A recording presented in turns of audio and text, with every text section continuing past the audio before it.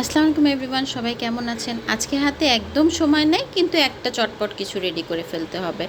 তো পেঁয়াজটা তেলের মধ্যে নিয়ে একটু নরম করে নিলাম, তারপরে দিয়ে দিলাম হাফ টি স্পুন আদা রসুনের পেস্ট, দিয়ে দিচ্ছি হলুদের গুঁড়া, মরিচের গুঁড়া, জিরার গুঁড়া। মশলাটাকে একটু কষিয়ে নিলাম ভালো করে। কষানো হয়ে আসলে দিয়ে দিচ্ছি ভেজিটেবলস, মিক্সড ভেজিটেবলস। আচ্ছা, ভেজিটেবলসের মধ্যে আমি এখানে নিয়েছি কাঁচা পেঁপে, মিষ্টি কুমড়া, গাজর, আলু।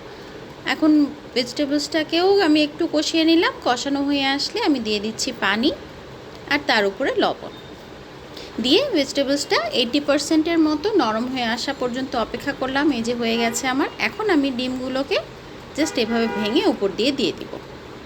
4টা ডিম নিয়েছি, দিয়ে দিচ্ছি। এই যে একটু ঢেকে রেখে দিব জাস্ট 10 মিনিটস। 10 মিনিটস পরে উঠিয়ে আমার তরকারি কিন্তু একদম রেডি। উপর দিয়ে খালি একটু কাঁচামরিচ দিয়ে দিচ্ছি ফ্লেভারের জন্য, আর অ্যাড করে দিচ্ছি জিরা আর এলাচের গুঁড়া করে রাখা আমার যেই গুঁড়াটা থাকে সেটা দিয়ে দিচ্ছি। এই যে ডিমটা উঠিয়ে দেখাই, একদম রেডি টেস্টি ভেজিটেবলস আর ডিমের কারি। Thank you everyone.